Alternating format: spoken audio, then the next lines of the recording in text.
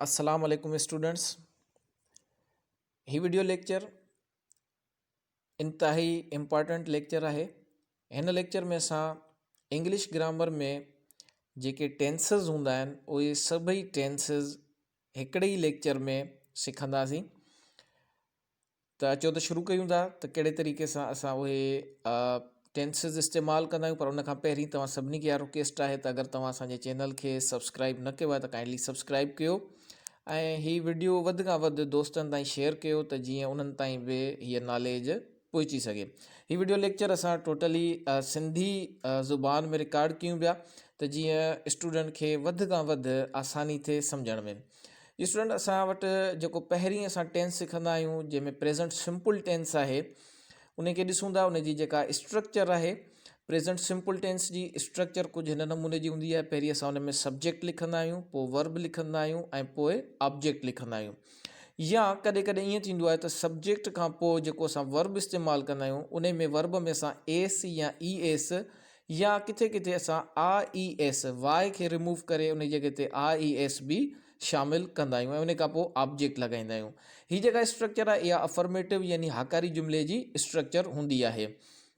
उन खां पोइ जेका नाकारी जुमिले जी निगेटिव जी स्ट्रक्चर हूंदी आहे उन में असां सब्जेक्ट खां पोइ डू या डज़ हेल्पिंग वर्ब जे तौरु इस्तेमालु कंदा आहियूं। उन खां पोइ नॉट इस्तेमालु कंदा आहियूं, पोइ वर्ब ऐं पोइ ऑब्जेक्ट। अहिड़ी तरीक़े सां इंट्रोगेटिव में जेका असीं स्ट्रक्चर इस्तेमालु कंदा आहियूं उन में असां डू या डज़ हेल्पिंग वर्ब सब्जेक्ट खां पहिरीं यूज़ कंदा आहियूं, पोइ सब्जेक्ट, पोइ वर्ब ऐं पोइ ऑब्जेक्ट।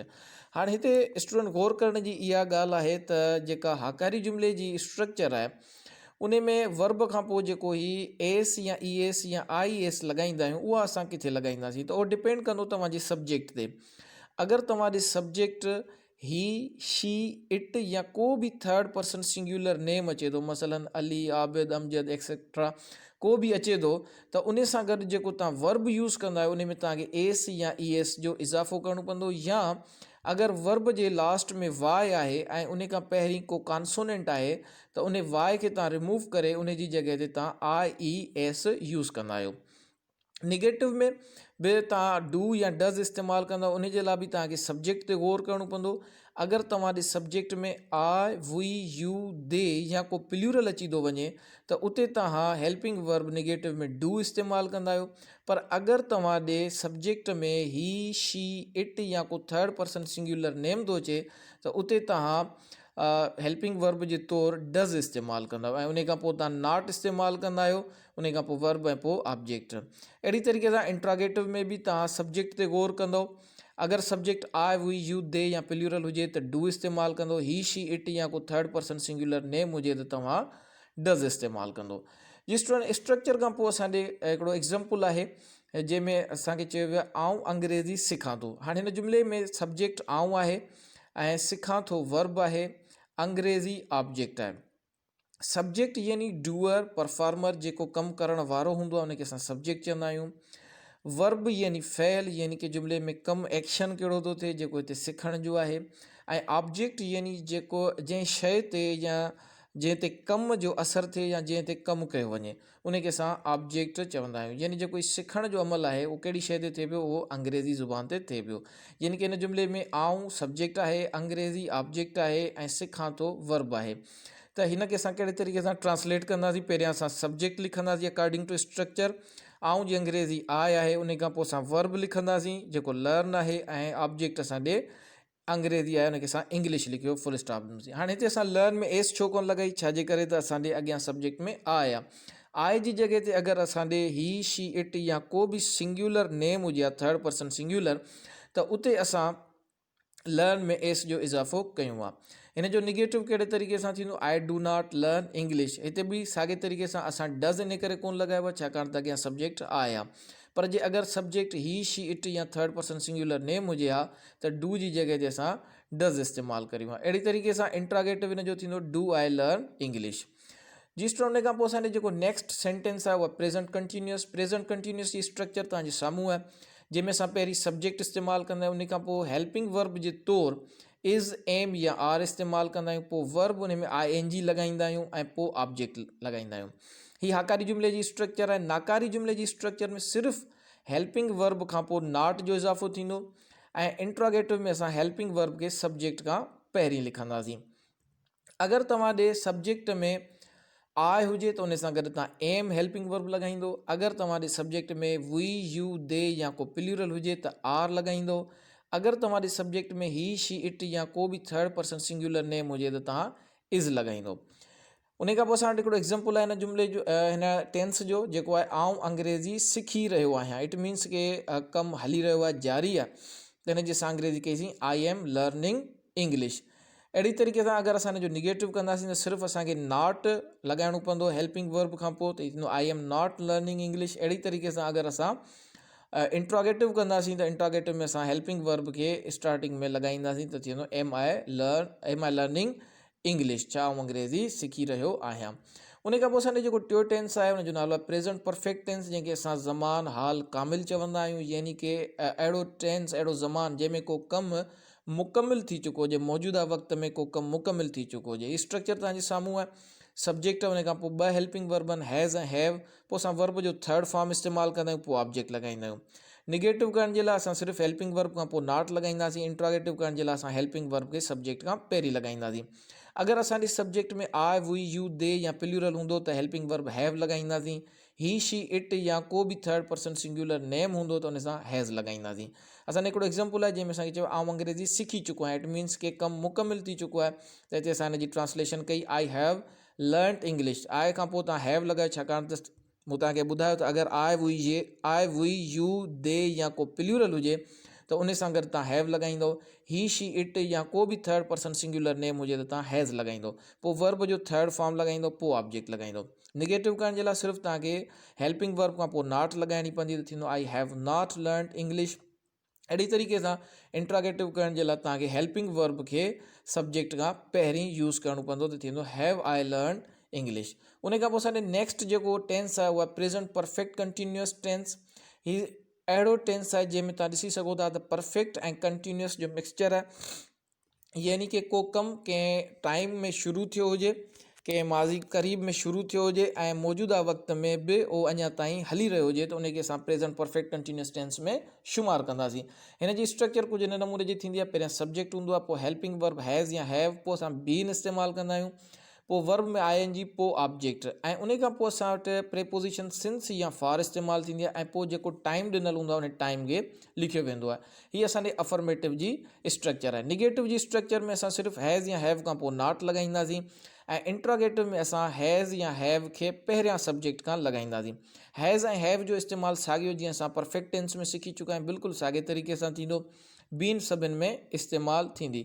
हाणे हिते सुवालु पैदा थो थिए त सिंस ऐं फार किथे लॻाइजे, त उन जे लाइ आउं तव्हांखे हिकिड़ो एग्ज़ाम्पल खां पोइ सम्झायां थो त कहिड़े तरीक़े सां तव्हां सिंस लॻाईंदो ऐं किथे तव्हांखे फार लॻाइणी पवंदी। पहिरियां असां एग्ज़ाम्पल ॾिसूं था। एग्ज़ाम्पल में असां ॾे आहे आउं 2 महीननि खां अंग्रेज़ी सिखी रहियो आहियां। इट मीन्स के 2 महीननि खां इहो कमु शुरू थियो आहे ऐं अञा ताईं मौजूदा वक़्त में बि इहो कमु हली रहियो आहे। त हिन जी ट्रांसलेशन थींदी I have been learning English for 2 months. हाणे हिते तव्हां ॾिसो सब्जेक्ट आहे, हेल्पिंग वर्ब तव्हां हैव लॻायो, हुन खां पोइ बिन लॻायो, वर्ब में आई एन जी लॻाई ऐं पोइ ऑब्जेक्ट इंग्लिश लॻायो। हिते तव्हां ॾिसो फॉर 2 मंथ्स, फॉर प्रेपोजिशन छो आई आहे, सिंस छो कोन आई आहे, हुन खां पोइ टाइम 2 मंथ्स लिखियल आहे। त अगरि तव्हां ॾे एग्ज़ैक्ट टाइम हुजे त तव्हां सिंस लॻाईंदो, अगरि एग्ज़ैक्ट टाइम न हुजे त तव्हां उते फॉर लॻाईंदो। हाणे इहा कीअं ख़बर पवंदी असांखे त इहो एग्ज़ैक्ट टाइम आहे या एग्ज़ैक्ट टाइम कोन्हे, त उन जे लाइ असां हिकिड़े चार्ट ते गौर कंदासीं। उन जे लाइ पहिरीं तव्हां हिन खे निगेटिव ऐं इंट्रोगेटिव खे बि ॾिसी सघो था। त निगेटिव में असां सिर्फ़ु नॉट लॻाई आहे, इंट्रोगेटिव में असां हैव खे अॻियां लिखियो आहे। हाणे असीं सम्झूं था त फॉर असां किथे लॻाईंदासीं ऐं सिंस किथे लॻाईंदासीं। उन जे लाइ हिन चार्ट ते तव्हांखे गौर करणो पवंदो। राइट साइड ते तव्हां सिंस वारो कॉलम आहे ऐं लेफ्ट साइड ते फॉर वारो कॉलम आहे। यादि रखी छॾियो, जॾहिं बि कुझु टाइम तव्हांखे अहिड़े नमूने सां अचे, यानी कि सुबुह खां, शाम खां, ॾींहं खां, राति खां, कल्ह खां, त हिन सभिनि सां तव्हां सिंस लॻाईंदो। हिन खे असां एग्ज़ैक्ट टाइम में शुमार कंदा आहियूं। पर अगरि तव्हां ॾे टाइम कलाकनि में, मिंटनि में, ॾींहंनि में, महीननि में या सालनि जी सूरत में मिले थो, त उते तव्हां ॾे 2 कैटेगरीज़ अची थियूं वञनि। जीअं हिते तव्हां ॾिसी सघो था त हिकिड़े तरफ़ टाइम लिखियलु आहे फॉर सपोज़ 2 बजे खां या 4 बजे खां वग़ैरह। यानी कि अगरि अहिड़े तरीक़े सां तव्हां ॾे टाइम अचे थो जंहिंमें तव्हांखे एग्ज़ैक्ट घड़ी वारो टाइम ॿुधाए थो, 2 बजे खां, 6 बजे खां, 4 बजे खां, 8 बजे खां, 7 बजे खां, त उते तव्हां सिंस यूज़ कंदो। पर अगरि तव्हांखे टाइम कुझु हिन नमूने सां मिले, मसलन 2 कलाकनि खां, 4 कलाकनि खां, 5 कलाकनि खां, 8 कलाकनि खां, यानी कि एग्ज़ैक्ट इहा ख़बर न हुजे त आया घड़ी में, घड़ियाल में घणो टाइम थियो आहे, या कहिड़े घड़ियाल जे कहिड़े टाइम जे मुतलिक़ ॻाल्हि कई बि वञे, त उते तव्हां फार यूज़ कंदो। यानी कि ही 2 कलाकनि खां, 4 कलाकनि खां, इहो टाइम एग्ज़ैक्ट न आहे। अगरि मिसाल जे तौरु हिन वक़्तु फॉर सपोज़ 10 थिया आहिनि ऐं आउं चवां थो 2 कलाकनि खां, इट मीन्स कि आउं चवां पियो 8 बजे खां, पर तव्हां ॾिसी सघो था 2 कलाकनि ऐं 2 बजे में इहो फ़र्क़ु आहे। 2 बजे मां मुराद इहा आहे त एग्ज़ैक्ट ॿ घड़ी जे मुताबिक़ थिया आहिनि। हिते 2 कलाकनि खां मुराद आहे त शायदि उहे 8 हुजनि, शायदि उहे 8 लॻी कुझु मिंट हुजनि, मक़सदु तव्हां ॾे एग्ज़ैक्ट टाइम न आहे, उन जे करे तव्हां हिन खे फार वारी कैटेगरी में यूज़ कंदो। अहिड़ी तरीक़े सां तव्हां ॾिसो, अगरि तव्हांजे टाइम ॾींहंनि में अचे त उते बि तव्हांजे 2 कैटेगरीज़ आहिनि। अगरि ॾींहुं एग्ज़ैक्ट ॿुधाए थो, सूमर खां, अंगारे खां, अरबा खां, ख़मीस खां, जुमे खां, छंछर खां, आचर खां, त उते तव्हां सिंस यूज़ कंदो। पर अगरि तव्हां ॾे ख़ाली चए 5 ॾींहंनि खां, 2 ॾींहंनि खां, 8 ॾींहंनि खां, 7 ॾींहंनि खां, त उते तव्हां फार यूज़ कंदो। महीननि में बि साॻियो रूल आहे। अगरि महीने जो एग्ज़ैक्ट नालो ॿुधाए, जनवरी खां, फेबरवरी खां, मार्च खां वेंदे करे डिसंबर ताईं, त उते तव्हां सिंस यूज़ कंदो। पर जे अगरि ख़ाली चए 2 महीननि खां, 10 महीननि खां, 8 महीननि खां, 15 महीननि खां, 20 महीननि खां, त उते तव्हां फार यूज़ कंदो। अहिड़ी तरीक़े सां सालनि में बि आहे। अगरि साल एग्ज़ैक्ट ॿुधाए, मसलन 2010 खां, 2015 खां, 1980 खां, 1947 खां, 2014 खां, 2008 खां, त उते तव्हां सिंस यूज़ कंदो। पर अगरि ख़ाली चए 7 सालनि खां, 15 सालनि खां, या कुझु अहिड़े तरीक़े सां ॿिया साल ॿुधाए, त उते तव्हां फार यूज़ कंदो। त तव्हांखे ख़बर पइजी वई त सिंस ऐं फार असां किथे लॻाईंदासीं। सिंस एग्ज़ैक्ट पर्टिकुलर को टाइम हूंदो आहे त उते सिंस लॻायो वेंदो आहे। अगरि टाइम एग्ज़ैक्ट न आहे, अंदाज़नि तौरु टाइम लिखियलु आहे, त उते असां जेको आहे सो फार यूज़ कंदासीं। जी स्टूडेंट, उन खां पोइ असांजो जेको टेंस आहे उहा past simple tense. Past simple tense यानी कि ज़मान माज़ी सादो। हिन जी जेका स्ट्रक्चर हूंदी आहे, सब्जेक्ट हूंदो आहे, उन खां पोइ असां वर्ब जो सेकेंड फॉर्म यूज़ कंदा आहियूं ऐं पोइ ऑब्जेक्ट। हीअ हाकारी जुमिले जी अफर्मेटिव जी स्ट्रक्चर आहे। नाकारी करण जे लाइ असां हेल्पिंग वर्ब डिड यूज़ कंदासीं, उन खां पोइ नॉट लॻाईंदासीं, पोइ वरी वर्ब जो फर्स्ट फॉर्म यूज़ कंदासीं, यानी कि सेकेंड फॉर्म सिर्फ़ु असां हाकारी जुमिले में इस्तेमालु कंदासीं। इंट्रागेटिव जी स्ट्रक्चर में असां डिड खे हेल्पिंग वर्ब खे सब्जेक्ट खां पहिरीं लिखंदासीं, पोइ सब्जेक्ट, पोइ वर्ब जो फर्स्ट फॉर्म, पोइ ऑब्जेक्ट लिखंदासीं। जी स्टूडेंट, असांजे हिकिड़ो एग्ज़ाम्पल हिन में मौजूदु आहे, मूं कार धोती। हिन में तव्हां ॾिसी सघो था त जेको सब्जेक्ट आहे उहो मूं मीन्स आय आहे, ऐं वर्ब जेको आहे धोती वॉश आहे, ऐं ऑब्जेक्ट जेको आहे कार आहे। त हिन जी असां ट्रांसलेशन कंदासीं त आई वॉश्ड द कार। सब्जेक्ट आया, वॉश खे असां वॉश्ड लिखियो, छाकाणि त असांखे वर्ब जो सेकेंड फॉर्म यूज़ करिणो आहे। वॉश जो सेकेंड फॉर्म वॉश्ड थींदो। ऑब्जेक्ट असांजे कार आहे, त असांखे थियो आई वॉश्ड द कार। निगेटिव कयोसीं त I did not wash the car. हाणे हिते ॾिसो, निगेटिव में तव्हांखे वर्ब जो फर्स्ट फॉर्म लॻाइणो आहे, इन करे वॉश्ड मां तव्हां ईडी ख़तमु करे सिंपली वॉश लॻायो आहे, त निगेटिव थींदो I did not wash the car. अहिड़ी तरीक़े सां इंट्रोगेटिव में असां डिड खे अॻियां यूज़ कयो आहे, त तव्हांखे थींदो did I wash the car. उन खां पोइ असांजो जेको टेंस आहे पास्ट कंटिन्यूअस टेंस आहे, यानी कि ज़मान माज़ी जारी, जंहिंमें को गुज़िरियल वक़्त में कमु जारी ॾेखारियो वञे, त उनखे असां पास्ट कंटिन्यूअस टेंस में शुमार कंदासीं। हिन जी जेका स्ट्रक्चर थींदी, उन में असां सब्जेक्ट खां पोइ हेल्पिंग वर्ब वाज़ या वर इस्तेमालु कंदासीं, पोइ वर्ब ING सां पोइ ऑब्जेक्ट। निगेटिव में सिंपली असां हेल्पिंग वर्ब खां पोइ नॉट लॻाईंदासीं। इंट्रोगेटिव में असां हेल्पिंग वर्ब खे पहिरीं सब्जेक्ट खां लिखंदासीं। वाज़ किथे लॻाइणो आहे, वर किथे लॻाइणो आहे। अगरि तव्हांजे सब्जेक्ट में आय, ही, शी, इट या को बि थर्ड पर्सन सिंगुलर नेम अचे थो, उते तव्हांखे वाज़ लॻाइणो आहे। पर अगरि सब्जेक्ट में तव्हांजे वी, यू, दे या को बि प्ल्यूरल अची थो वञे, त उते तव्हांखे हेल्पिंग वर्ब जे तौरु वर इस्तेमालु करिणो आहे। एग्ज़ाम्पल में असां ॾिसूं था त एग्ज़ाम्पल असांजा उहे सूफ़ खाई रहिया हुआ, मतिलबु कि इहो जेको खाइण जो अमल आहे इहो माज़ी में जारी हो। त हिन जी जेका ट्रांसलेशन थींदी, दे वर ईटिंग एपल्स। सब्जेक्ट हिन में उहे आहे, उहे मीन्स दे सां गॾु असां हेल्पिंग वर्ब वर लॻाईंदासीं। वर्ब हिन में जेको आहे ईट आहे, खाइण, हुन में ING लॻाईंदासीं, ईटिंग थींदो। ऑब्जेक्ट सूफ़ आहे, सूफ़नि जे लाइ असां लिखियोसीं apples, the were eating apples. Negative करण जे लाइ सिर्फ़ु असांखे नॉट लॻाइणो पियो, दे were not eating apples. Interrogative करण जे लाइ असां हिन खे वर खे सब्जेक्ट खां पहिरीं लिखियोसीं, वर दे ईटिंग एपल्स। उन खां पोइ असांजो जेको टेंस आहे उहा पास्ट परफेक्ट टेंस, यानी कि ज़मान माज़ी कामिल। अहिड़ो टेंस जंहिंमें गुज़िरियल वक़्त में को कम मुकम्मल ॾेखारियो वियो यानी माज़ी में को कम कंप्लीट ॾेखारियो वियो हुजे त उनखे असां पास्ट परफेक्ट टेंस में शुमार कंदासीं। इन टेंस जे मुताबिक़ जेका स्ट्रक्चर आहे पहिरियां असां सब्जेक्ट लिखंदासीं, उन खां पोइ हिन जो फ़क़ति हिकिड़ी हेल्पिंग वर्ब आहे जेको हेड आहे, पोइ वर्ब जो थर्ड फॉर्म ऐं पोइ ऑब्जेक्ट। निगेटिव करण जे लाइ सिर्फ़ु असां हेल्पिंग वर्ब खां पोइ नॉट ऐं इंट्रागेटिव करण जे लाइ असां हेल्पिंग वर्ब खे सब्जेक्ट खां पहिरीं लिखंदासीं। त एग्ज़ाम्पल असांजे मौजूदु आहे। एग्ज़ाम्पल में आउं रांदि खेॾे चुको हुउसि, मतिलबु कि खेॾण जो जेको अमल हो माज़ी में कंप्लीट थी चुको, त हिन जी जेका ट्रांसलेशन थींदी उहा थींदी I had played the game. तव्हां ॾिठो वर्ब जो असां थर्ड फॉर्म लॻायोसीं, प्ले जी जॻह ते असां प्लेड लिखियोसीं ऐं लास्ट में ऑब्जेक्ट। निगेटिव करण जे लाइ सिंपली असां हिन में हेल्पिंग वर्ब खां पोइ नॉट लॻायोसीं ऐं इंट्रागेटिव करण जे लाइ असां हेल्पिंग वर्ब खे पहिरीं लॻायोसीं। जिसरो उन खां पोइ असांजो जेको टेंस आहे उहा पास्ट परफेक्ट कंटिन्यूअस टेंस। हिन जी जेका स्ट्रक्चर आहे कुझु हिन नमूने जी आहे। पहिरियां सब्जेक्ट, उन खां पोइ हेल्पिंग वर्ब हैड, पोइ बिन, पोइ वर्ब आईएनजी सां, पोइ ऑब्जेक्ट, पोइ सिंस या फार। जीअं असां प्रेजेंट परफेक्ट कंटिन्यूअस टेंस में सिंस ऐं फार खे सिखियोसीं, बिल्कुलु साॻी इस्तेमालु सिंस ऐं फार जो हिते बि थींदो। पोइ असांजे टाइम। निगेटिव करण जे लाइ असां हेड खां पोइ नॉट लॻाईंदासीं ऐं इंट्रागेटिव करण जे लाइ असीं सब्जेक्ट खां पहिरीं हेड खे लिखंदासीं। एग्ज़ाम्पल आहे असांजे असीं सुबुह खां वठी क्रिकेट खेॾे रहिया हुआसीं, यानी कि माज़ी में सुबुह खां वठी इहो अमल जारी हो। त हिन जी जेका ट्रांसलेशन थींदी उहा थींदी we had been playing cricket since morning. Subject ते तव्हांजे असीं आहे मीन्स वी, हेल्पिंग वर्ब हैड, उन खां पोइ बिन, वर्ब में I N G playing, object cricket आहे, पोइ तव्हां सिंस लॻायो छाकाणि टाइम हिते एग्ज़ैक्ट सुबुह ॾिनल आहे, उन करे तव्हां लिखियो सिंस मॉर्निंग। निगेटिव करण में तव्हां सिर्फ़ु नॉट लॻायोसीं, थियो वी हैड not been playing cricket since morning. Interrogative करण में असां हैड खे सब्जेक्ट खां पहिरीं लिखियोसीं, हैड we been playing cricket since morning. उन खां पोइ असांजो जेको टेंस आहे फ्यूचर सिंपल टेंस, ज़मान मुस्तक़बिल सादो। हिन जी जेका स्ट्रक्चर आहे हुन में असां पहिरियां सब्जेक्ट लिखंदा आहियूं, पोइ हेल्पिंग वर्ब जे तौरु विल या शल इस्तेमालु कंदा आहियूं, पोइ वर्ब जो फर्स्ट फॉर्म, पोइ ऑब्जेक्ट। निगेटिव करण जे लाइ सिर्फ़ु नॉट हेल्पिंग वर्ब खां पोइ ऐं इंट्रागेटिव करण जे लाइ विल या शल खे जेको हेल्पिंग वर्ब जे तौरु असां इस्तेमालु कयूं पिया उनखे असां सब्जेक्ट खां पहिरीं लिखंदासीं। हाणे इहो सुवाल थो पैदा थिए त विल किथे इस्तेमालु थिए, शल किथे इस्तेमालु थिए। प्राइमरी लेवल ते असां इहो पढ़ंदा आया आहियूं त आइ ऐं वी सां असीं शल इस्तेमालु कंदासीं ऐं बाक़ी सभिनि सां विल इस्तेमालु कंदासीं। पर विल जो इस्तेमालु तमामु ज़्यादा आहे शल जे निस्बत। तव्हां हर सब्जेक्ट सां गॾु विल खे इस्तेमालु करे सघो था, मीन्स तव्हां आई वी सां बि विल खे इस्तेमालु करे सघो था। पर जे अगरि तव्हां शल खे इस्तेमालु करणु चाहियो था त आई वी सां कंदव।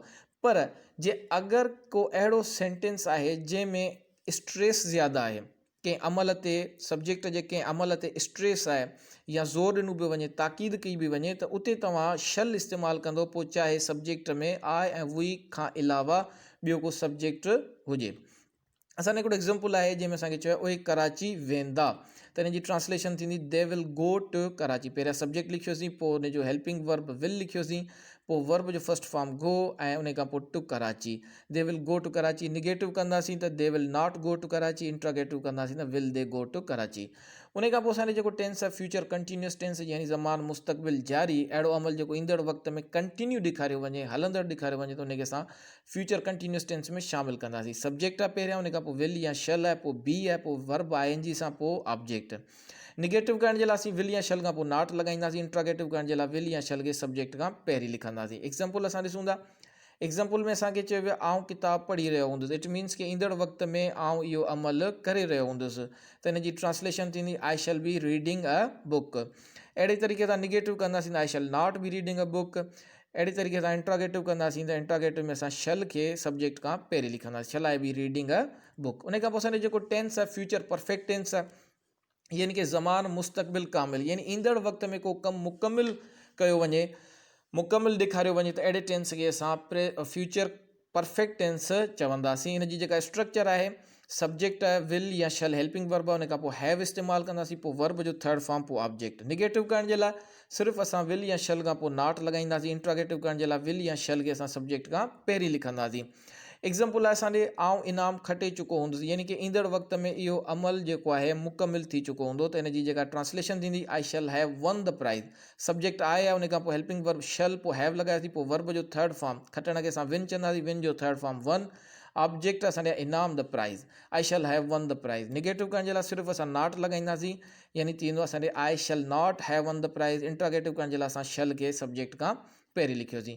जी स्टूडेंट, उन खां पोइ असांजे फ्यूचर परफेक्ट कंटिन्यूअस टेंस, हिन जी जेका स्ट्रक्चर आहे, पहिरियां असां सब्जेक्ट लिखंदासीं, उन खां पोइ विल या शल, पोइ हैव बिन, पोइ वर्ब आहे, जी खां पोइ ऑब्जेक्ट, पोइ सिंस या फॉर।